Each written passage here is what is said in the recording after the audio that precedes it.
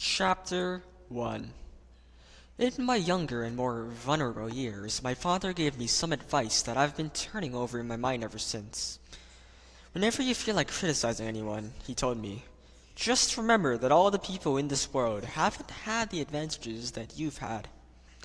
He didn't say anymore, but we've always been unusually communicative in a reserved way, and I understood that he meant a great deal more than that. In consequence, I'm inclined to reserve all judgments, a habit that has opened up many curious natures to me, and also made me the victim of not a few veteran bores. The abnormal mind is quick to detect and attach itself to this quality when it appears in a normal person, and so it came about that in college I was unjustly accused of being a politician, because I was privy to the secret griefs of wild unknown men. Most of the confidences were unsought. Frequently I feigned sleep, preoccupation, or hostile levity when I realized by some unmistakable sign that an immediate revelation was quivering on the horizon. For the intimate revelations of young men, or at least the terms in which they express them, are usually plagiaristic and marred by obvious suppressions. Reserving judgments is a matter of infinite hope. I am still a little afraid of missing something if I forget that, as my father snobbishly suggested, and I snobbishly repeat, a sense of the fundamental decencies is parceled out unequally at birth. And, after boasting this way of my tolerance, I come to the admission that it has a limit. Conduct may be founded on the hard rock or the wet marshes, but after a certain point, I don't care what it's founded on. When I came back from the East last autumn, I felt that I wanted the world to be in uniform, and at a sort of moral attention forever. I wanted no more righteous excursions with privileged glimpses into the human heart. Only Gatsby, the man who gives his name to this book, was exempt from my reaction. Gatsby, who represented everything for which I have an unaffected scorn.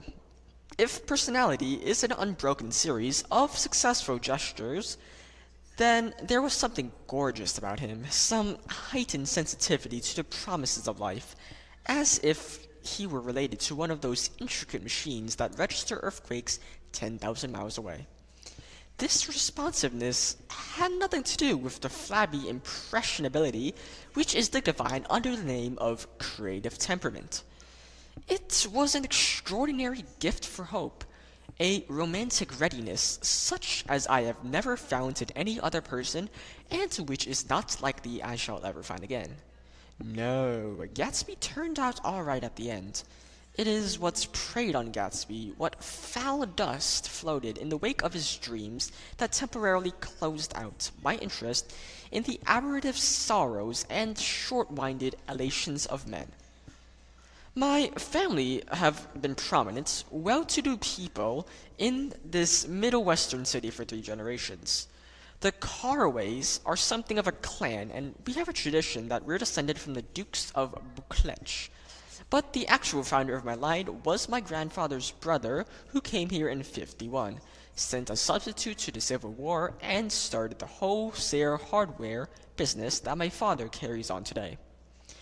I never saw this great-uncle, but I'm supposed to look like him, with special reference to the rather hard-boiled painting that hangs in Father's office. I graduated from New Haven in 1915, just a quarter of a century after my father. And a little later I participated in the delayed Teutonic migration known as the Great War.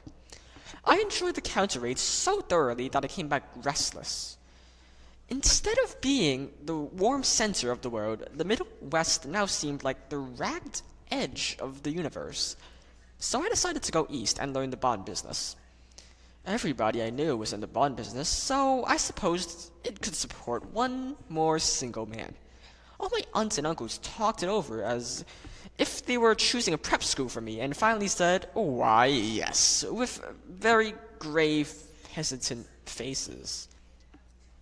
Father agreed to finance me for a year, and after various delays, I came east, permanently, I thought, in the spring of '22. The practical thing was to find rooms in the city, but it was a warm season, and I had just left a country of wide lawns and friendly trees. So when a young man at the office suggested that we take a house together in a commuting town, it sounded like a great idea. He found the house, a weather-beaten cardboard bungalow at 80 a month. But at the last minute, the firm ordered him to Washington, and I went out to the country alone. I had a dog. At least I had him for a few days until he ran away. And an old Dodge and a Finnish woman who made my bed and cooked breakfast and muttered Finnish wisdom to herself over the electric stove. It was lovely for a day or so until one morning some man, more recently arrived than I, stopped me on the road. How do you get to How do you get to West Egg Village? He asked, helplessly. I told him. And as I walked on, I was no longer... No, as I walked on, I was lonely no longer. I was a guide, a pathfinder, an original settler. He had casually conferred on me the freedom of the neighborhood. And so, with the sunshine and the great bursts of leaves growing on the trees, just as things grow in fast movies, I had that familiar conviction that life was beginning over again with the summer.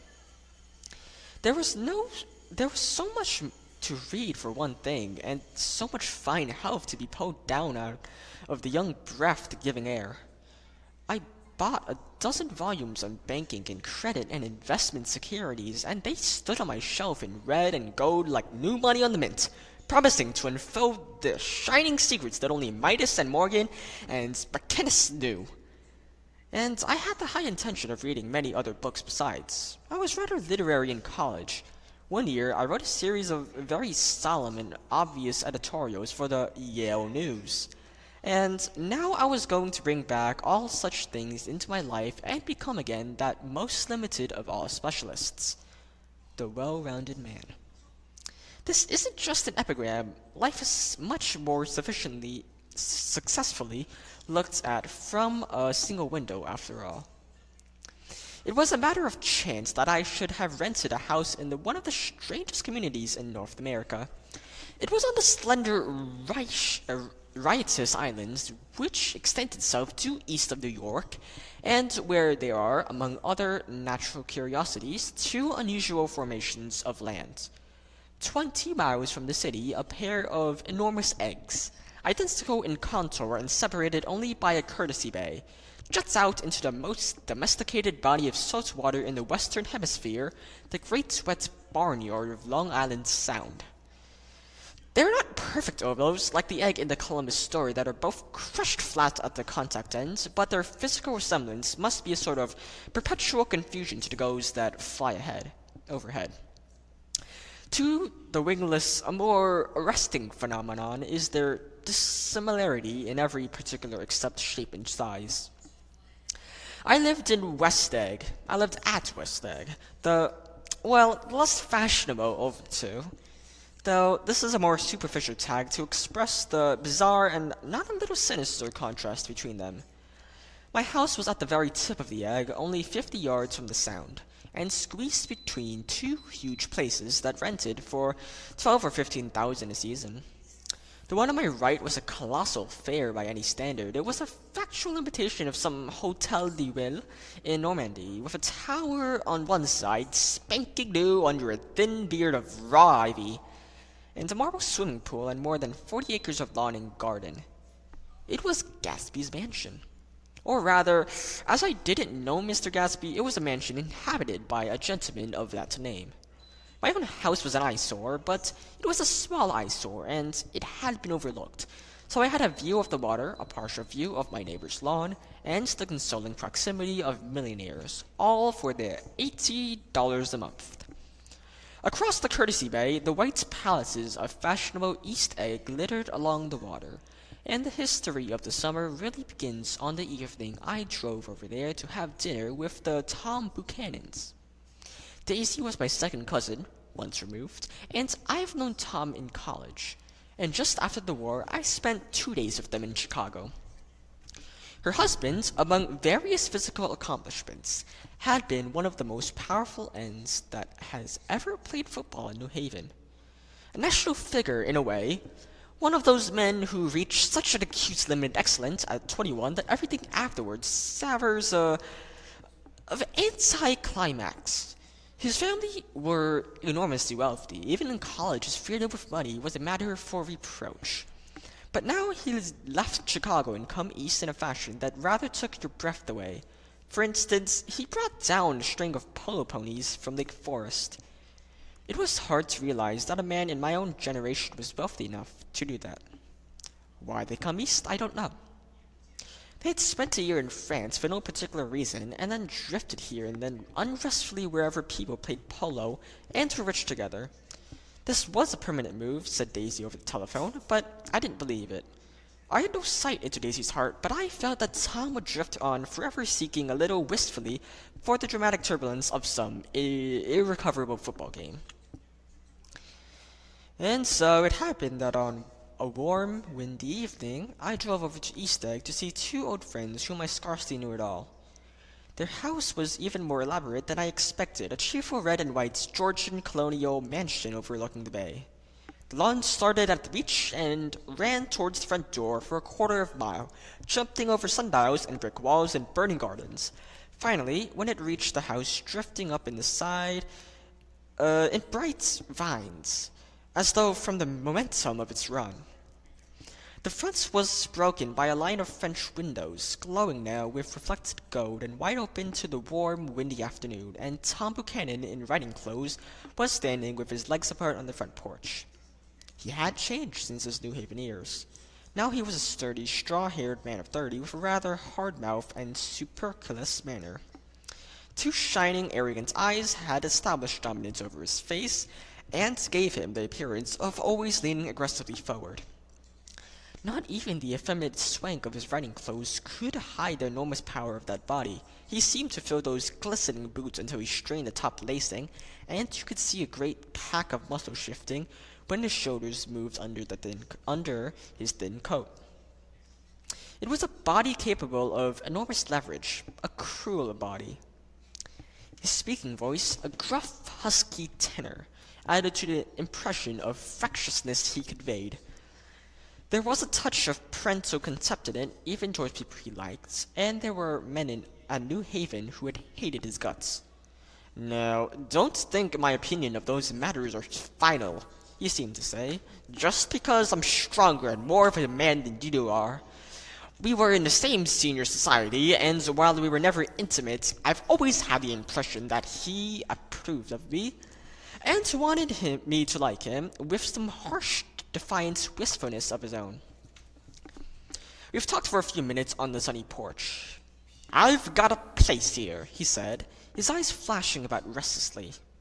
Turning me around by one arm, he moved a broad flat hand along the front vista, including in its sweep a sunken Italian garden, a half-acre of deep pungent roses, and a sub-nosed motorboat that bumped tight offshore. "It belonged to Domain, the oil man." He turned to me around again, politely and abruptly. "We go inside."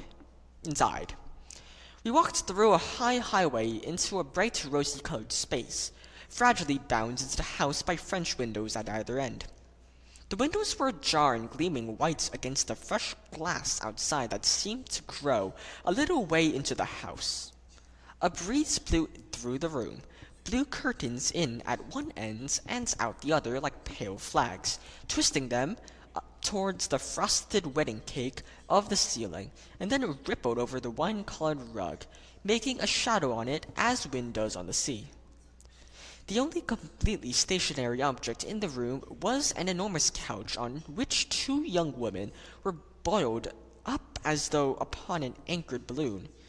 They were both in white, and their dresses were rippling and fluttering as if they had been blown back after a short flight around the house.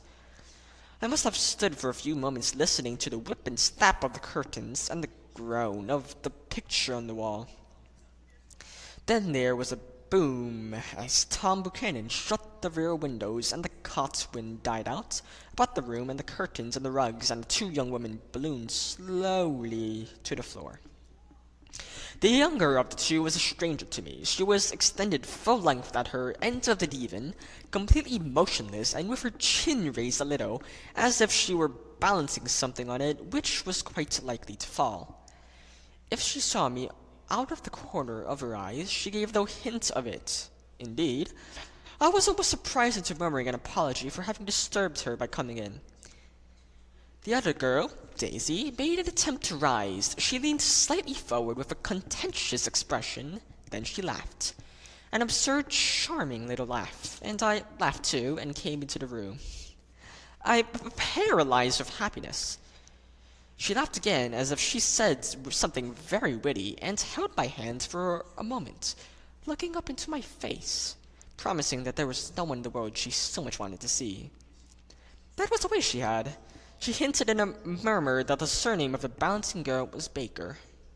I've heard it said that Daisy's murmur was only to make people lean towards her, an irrelevant criticism that made it no less charming. At any rate, Mrs. Baker's lips fluttered. She nodded at me almost imperceptibly and then quickly tipped her head back again. The object she was balancing had obviously tottered a little and given her something of a fright. Again, a sort of apology arose to my lips. Almost any exhibition of complete self-sufficiency draws the stunned tribute from me. I looked back at my cousin, who began to ask me questions in her low, thrilling voice. It was the kind of voice that the ear follows up and down, as if the speech is an arrangement of notes that will never be played again. Her face was sad and lonely, with bright things on it, bright eyes and a bright, passionate mouth. But there was an excitement in her voice that men who cared for her found difficult to forget, a singing composition, a whispered, "Listen," promise that she'd done gay, exciting things just a while since, and that there were gay, exciting things hovering in the next hour. I told her how I stopped off in Chicago for a day on my way east, and how a dozen people had sent their love through me. "Do they miss me?" she cried ecstatically. "The whole town is desolate. All the cars have the left rear wheel painted black as a mourning wreath, and there's a persistent wail all night along the North Shore." "How gorgeous! Let's go back tomorrow. Let's go back, Tom. Tomorrow." Then she added irrelevantly, "You ought to see the baby." "I'd like to." "She's asleep. She's 2 years old. Haven't you ever seen her?" "Never."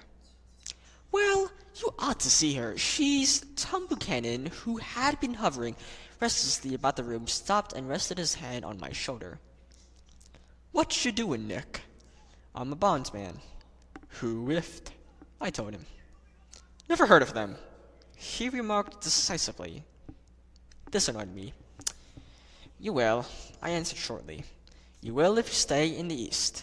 "Oh, I'll stay in the East, don't you worry," he said, glancing at Daisy and then back to me as if he were alert for something more. "I'd be a goddamned fool to live anywhere else." At this point, Mrs. Baker said, "Absolutely," with such suddenness that I started. It was the first word she uttered since I came into the room. Evidently, it surprised her as much as it did with me, for she yawned, and with a series of rapid, deft movements, she stood up into the room. "I'm stiff," she complained. "I've been lying on that sofa for as long as I can remember." "Don't look at me," Daisy retorted. "I've been trying to get you to New York all afternoon." "No, thanks," said Miss Baker to the 4 cocktails just in from the pantry. "I'm absolutely in training." Her host looked at her incredulously. "You are." He took down his drink as if it were a drop in the bottom of a glass. "How you ever get anything done is beyond me." I looked at Mrs. Baker, wondering what it was she got done. I enjoyed looking at her. She was a slender, small-breasted girl with an erect carriage which she had accentuated by throwing her body backwards at the shoulders like a young cadet. Her gray sun-stained eyes looked back at me with polite reciprocal curiosity, out of a wan, charming, discontented face. It occurred to me now that I had seen her, or a picture of her, somewhere before. "You live in West Egg," she remarked contemptuously. "I know somewhere there. I don't know a single— You must know Gatsby." "Gatsby?" demanded Daisy. "Who's Gatsby?" Before I could reply that he was my neighbor, dinner was announced. Wedging his tense arm imperatively under mine, Tom Buchanan compelled me from the room as though he was moving a checker to another square. Slenderly, languidly, their hands set lightly on their hips, the two young women preceded us out onto a rosy-colored porch open towards the sunset, where 4 candles flickered on the table in the diminished wind. "Why candles?" objected Daisy, frowning. She snapped them out of her fingers. "In 2 weeks, it'll be the longest day in the year." She looked at us all radiantly. "Do you always watch for the longest day of the year and then miss it?" "I always watch for the longest day in the year and then miss it." "We ought to plan something," yawned Miss Baker, sitting down at the table as if she were getting into bed. "All right," said Daisy. "What do we plan?" She turned to me helplessly. "What do people plan?" Before I could answer, her eyes fastened with an odd expression on her little finger. "Look!" she complained. I heard it. We all looked. The knuckle was black and blue. "You did it, Tom," she said accusingly. "I know you didn't mean to, but you did do it.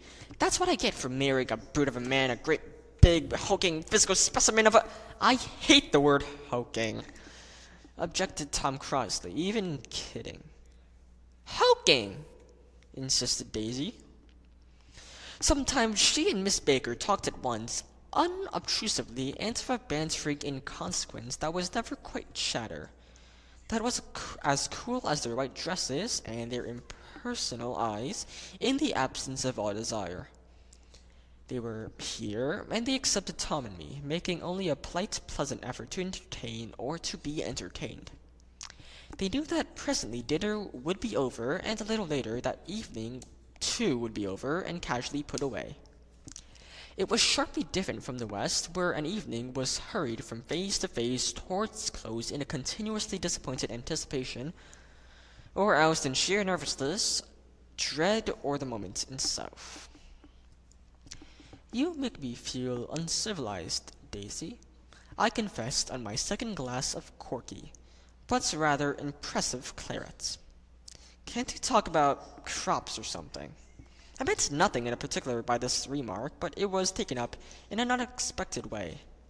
Civilization's going places, going to pieces," broke out Tom violently.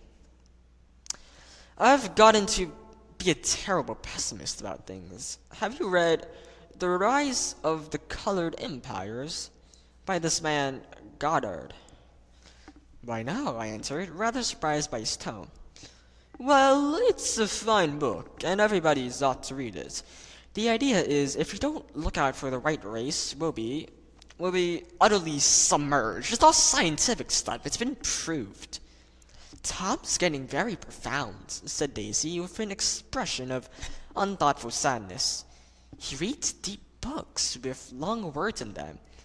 What was that word Well, these books are scientific," insisted Tom, glancing at her impatiently. This fellow had worked out the whole thing. It's up to us, who are the dominant race, to watch out, or these other races will have control of things. "We've got to beat them down," whispered Daisy, winking ferociously towards the fervent sun. "You've ought to live in California," began Miss Baker, but Tom interrupted her by shifting heavily in his chair. "This idea is that we're Nordics. I am, and you are, and—" After an infinitesimal hesitation, he included Daisy with a slight nod, and she winked at me again. "And we've produced all the things that go to make civilization. Oh, science and art and all that. Do you see?" There was something pathetic in his concentration, as if his complacency More cute than of old, was not enough to him anymore. When, almost immediately, the telephone rang inside and the butler left the porch, Daisy seized upon the momentary interruption and leaned towards me. "I'll tell you a family secret," she whispered enthusiastically. "It's about the butler's nose. Do you want to hear about the butler's nose?" "That's why I came over tonight." "Well, he wasn't always a butler. He used to be the silver polisher for some people in New York that had a silver service for 200 people. He had to polish it from morning to night until finally it began to affect his nose. Things went from better to worse," suggested Miss Baker. "Yes, things went from bad to worse until finally he had to give up his position." For a moment the last sunshine fell with romantic affection upon her glowing face. Her voice compelled me forward breathlessly as I listened. Then the glow faded, each light deserting her with lingering regrets like children leaving a pleasant silent street at dusk.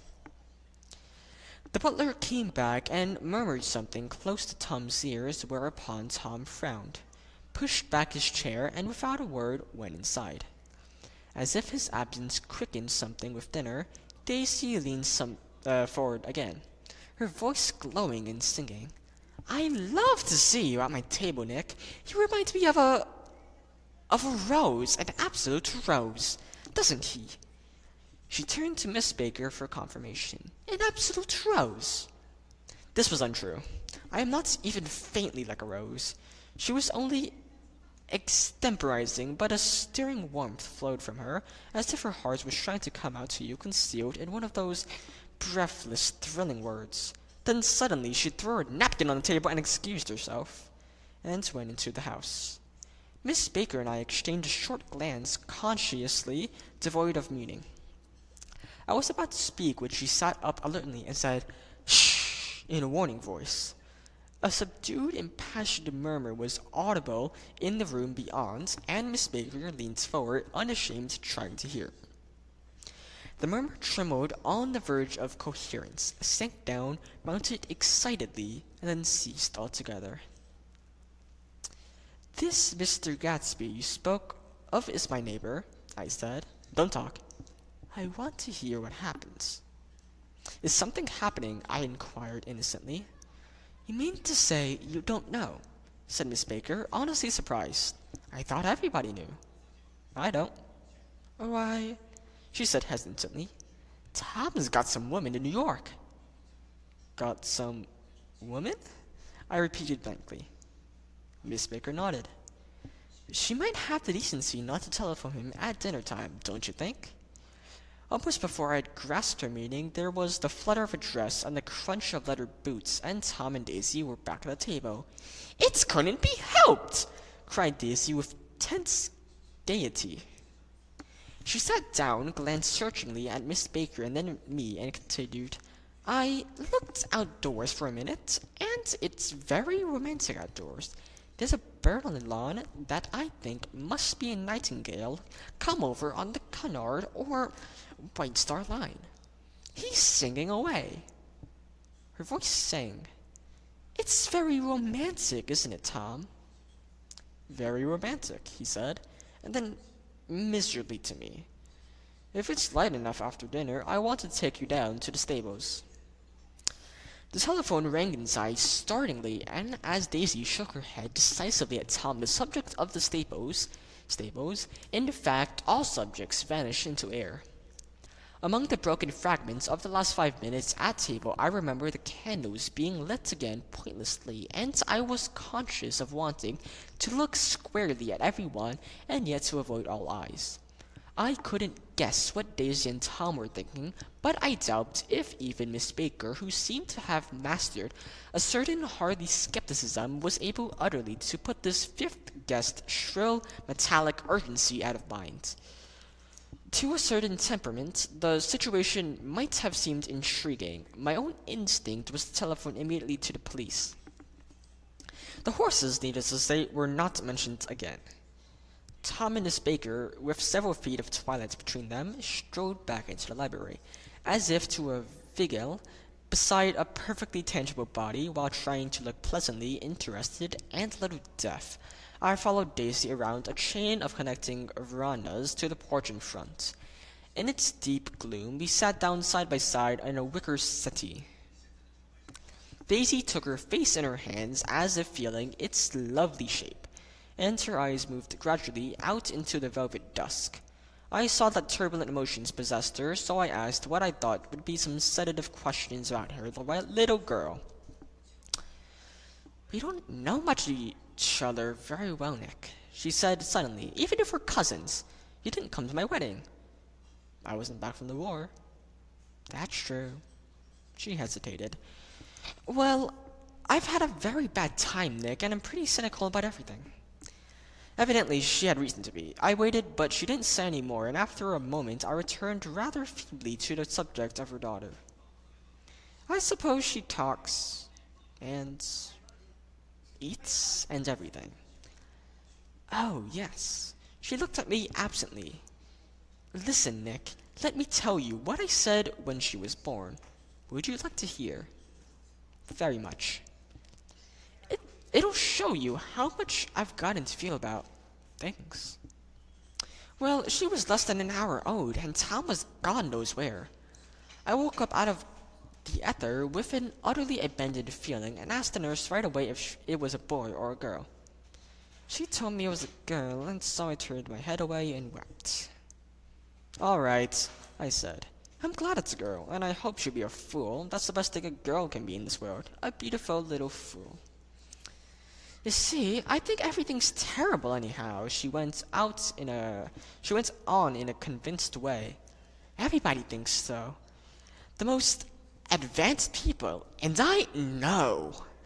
I've been everywhere and seen everything and done everything."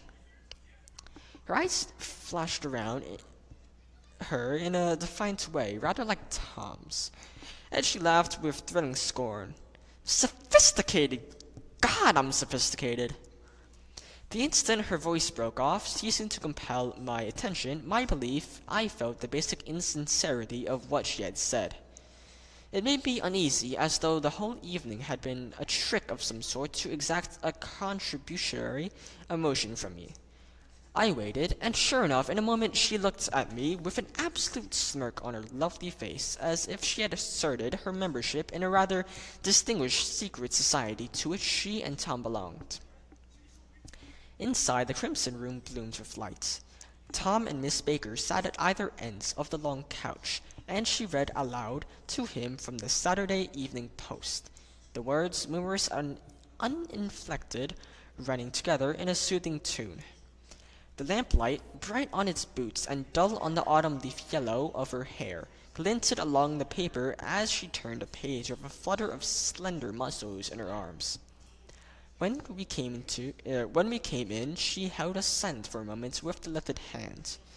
"To be continued," she said, tossing the magazine on the table. "In our very next issue." Her body asserted itself with a restless movement of her knee, and she stood up. 10 o'clock, she remarked, apparently finding the time on the ceiling. "Time for this good girl to go to bed." "Jordan's going to play in the tournament tomorrow," explained Daisy. "Over at Westchester. Westchester." "Oh, you're Jordan Baker." I knew now why her face was familiar. Its pleasing, contemptuous expression had looked out at me from many rotograver pictures of the sporting life at Asheville and Hot Springs and Palm Beach. I had heard some story of her too, a critical, unpleasant story, but what it was I'd forgotten long ago. "Good night," she said softly. "Wake me up at 8, won't you?" "If you get up." "I will. Good night, Mr. Caraway. See you anon." "Of course you will," confirmed Daisy. "In fact, I think I'll arrange a marriage. Come over, Nick, and I'll fling you together. Lock you up accidentally in linen clothes and push you out to sea in a boat and all that sort of things." "Good night," called Mrs. Baker from the stairs. "I haven't heard a word." "She's a nice girl," said Tom after a moment. "They oughtn't to let her run around the country this way." Who oughtn't to?" inquired Daisy coldly. Her family. Her family is one aunt about 1,000 years old. Besides, Nick's going to look after her, aren't you, Nick? She's going to spend lots of weekends out here this summer. I think the home influence would be very good for her. Daisy and Tom looked at each other for a moment in silence. Is she from New York? I asked quickly. From Louisville. Our white girlhood was passed together there. Our beautiful white... Did you give Nick a little heart-to-heart talk on the veranda? Demanded Tom suddenly. Did I? She looked at me. I can't seem to remember, but I think we've talked about the Nordiac race. Yes, I'm sure we did. It sort of tripped us up on us, and the first thing you know... Don't believe everything you hear, Nick, he advised at me. I said lightly that I heard nothing at all, and a few minutes later I got up to go home. They come up to the door with me and stood side by side in a cheerful square of light. As I started my motor, Daisy preemptorily is called, Wait! I forgot to ask you something, and it's important. We heard you were engaged to a girl out west. That's right, corroborated Tom kindly. We heard that you were engaged. It's libel. I'm too poor. We've heard it, insisted Daisy, surprising me by opening up again in a flower-like way. We heard it from 3 people, so it must be true. Of course, I knew what they were referring to, but I wasn't even vaguely engaged. The fact that Gossip had published the bonds was one of the reasons I'd come east. You can't stop going with an old friend on account of rumors, and on the other hand, I had no intention of being rumored into marriage. Their interest rather touched me and made them less remotely rich. Nevertheless, I was confused and a little disgusted as I drove away. It seemed to me that the thing for Daisy to do was to rush out of the house, chart in arms, but apparently there was no such intentions in her head. As for Tom, the fact that he had some woman in New York was really less surprising than that he had been depressed by a book. Something was making him nibble at the edge of his stale ideas, as if his sturdy physical egotism no longer nourished his preemptory heart. Already it was deep summer on roadhouse roofs and in front of wayside garages, where new red gas pumps sat on in pools of light. And when I reached my estate at West Egg, I ran the car under its shed and sat for a while on an abandoned grass roller in the yard. The wind had blown off, leaving a loud, bright night with wings beating in the trees and a persistent organ sound at the full bellows of the earth blew the frogs full of life. The silhouette of a moving cat wavered across the moonlight, and turning my head to watch it, I saw that I was not alone. 50 feet away, a figure had emerged from the shadow of my neighbor's mansion, and was standing with his hands in his pocket regarding the silver pepper of the stars.